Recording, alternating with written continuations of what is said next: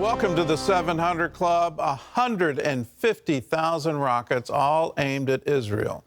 That's the arsenal built up by the Iranian-backed terrorist group called Hezbollah in southern Lebanon. What's worse, most of those rockets are aimed at Israel's civilian population. Hezbollah is also using the Lebanese people as human shields for its terrorist actions. So how is Israel responding to this blatant threat? With a state-of-the-art countermeasure. Chris Mitchell explains from Jerusalem. In 2006, Hezbollah fired nearly 4,000 rockets at Israel for more than a month, forcing Israelis to seek shelter. Today, the terror group has amassed an arsenal of some 150,000 rockets and could fire as many rockets in one day as they fired in that 34-day war.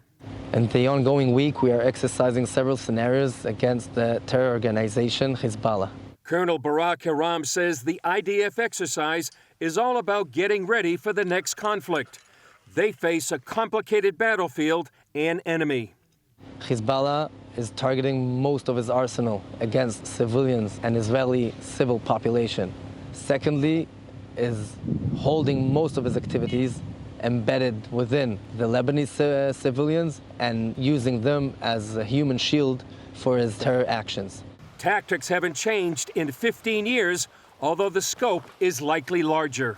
And we will not hesitate to take the most severe measures against those who are aiming thousands of rockets and missiles against innocent civilians for one purpose: to kill them. This is something that we will not be able to tolerate. For years, the IDF has documented how Hezbollah embeds its war machine within civilian infrastructure, like schools, hospitals, and homes. That's why Israel is preparing a state-of-the-art countermeasure. These are exclusive scenes of new IDF units called Sufa. They operate on the battlefield to direct fire at the enemy, while also protecting civilians. Using integrated touchscreens, software, and real-time intelligence, personnel synchronize air, land, and sea forces to target the enemy. Hezbollah wants the IDF to miscalculate and hit the terror group's human shields. The mission of these Sufa units is to constantly check and recheck targets so civilians are not harmed. The goal: wage war, be humane, and deprive Hezbollah of a propaganda victory. Military leaders expect these units will make a difference, as the next war will undoubtedly require boots on the ground. We understand that in any scenario that will occur in the future, we will be forced to use ground forces and to maneuver inside Lebanon in order to eliminate threats against Israel and in order to protect the Israel's sovereignty and civilians all around. At a background briefing, CBN News learned this next conflict will be known as the First Northern Front War, since Hezbollah is so entrenched in both Lebanon and Syria.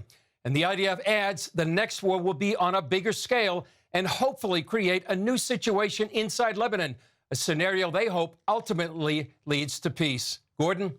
Chris, you were invited to a background briefing with the IDF. What message are they trying to send to us? Well, Gordon, I think, first of all, they want to say war's coming. I know it's been 15 years since 2006, but they know Hezbollah is getting ready. They're getting ready. Most believe it's not a question of if, but when. And they want the world to know the kind of battlefield they're facing. It's deliberately designed by Hezbollah to put civilians woven into harm's way. And they see it as sort of a Western democracy kind of war against Islamic fundamentalism. They're also saying they've got new technology and units like we just had in this report called Sufa. They're designed to both win the war while protecting civilians. And now they have this integrated state-of-the-art battlefield for the IDF, coordinating land, air, and sea. And they're synchronizing intelligence in real time. And for the IDF, that's key. And one final point, Gordon, they say this could change Lebanon as we know it and could eliminate Hezbollah's grip on Lebanon. Well, how is it going to do that? Because certainly Lebanon it's no longer a viable state. I mean, there's no such thing as a government in many places, even in Beirut. So how would this bring peace? It's a great question, and they really didn't go into a lot of detail, and I thought that was the most intriguing statements they made is it could create a new scenario. Now, what did they mean by that? I took it to mean the possibility, not definite, but the possibility that they would actually go in not only to southern Lebanon, but actually further up, perhaps to Beirut. They did that in 1982 to actually eliminate the infrastructure of Lebanon. Many people say right now Lebanon is not a failed state, it's a false state because Lebanon is the real power inside Lebanon. So if they can defeat Hezbollah and its infrastructure, and one of the goals they said, Gordon, was they want to eliminate Hezbollah's ability to wage war. If that happens, perhaps Lebanon can change. Well, it'll be very difficult for them. You were on the front lines back in 2006, and that was the conflict that proved the IDF isn't invincible. There was a lot of problems there, primarily because Hezbollah was so dug in. There was this whole tunnel complex. It's like the entire southern part of Lebanon was turned into a war camp, and they were all dug in with extensive tunnels. So what's changed in the past 15 years to give the IDF this kind of confidence? Well, a lot of things have changed, Gordon. First of all, your dad and I were up there on the reporting on the front lines in 2006. First of all, it's the number of rockets. It does pose a substantial threat to Israel, 150,000 rockets. The other thing they're saying is they're precision guided, some of them. That could be a game changer and a strategic threat. Hezbollah could hit targets like IDF bases, power plants.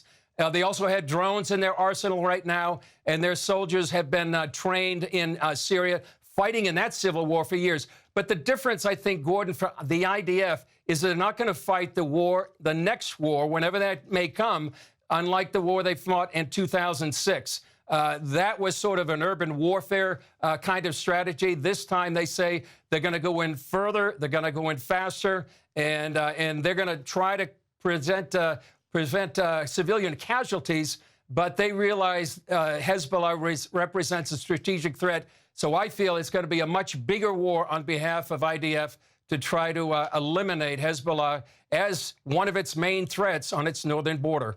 Well, let's turn to the politics now. UN Watch has now raised calls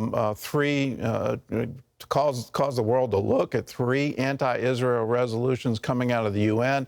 One of them is quite specific to this area, saying that Israel must withdraw from the Golan Heights, which is inconceivable in light of what Hezbollah is doing. So tell us about these resolutions. Tell us what's going on at the UN. Well, Gordon, it seems another opportunity for the UN General Assembly to demonize Israel. Believe it or not, since 2015, the UN General Assembly, it's condemned Israel 115 times, the rest of the world 45 times, and that's with the world including China and Iran. So the 3 resolutions, the first one had to do with the so-called provocation by Israel against the holy sites in Jerusalem. It ignored all the Jewish and Christian connections to Jerusalem. It didn't refer to the Temple Mount, but only Haram al-Sharif. Second one, it stated that Israel's settlements are illegal in all of biblical Judea and Samaria, that's the West Bank. And the third resolution, as you mentioned, was that deeply concerned, that's the way they put it, that Israel has not pulled out of the Golan Heights. But it ignored Syrians' history that you know well about shelling the Galilee before Israel took over the Golan in 1967. The good news, the U.S. did vote against all these resolutions. And also, even though it was a lopsided majority, most of the countries, more countries, I should say, abstained than they did in the last vote. All right, Chris. Thanks for the report. Thanks for the insight. And let me remind you at home that these are stories you're not going to hear anywhere else. They're here on CBN News. If you want more information about Israel, I encourage you to watch Chris's weekly show. It's called Jerusalem Dateline, and you can find it at cbnnews.com.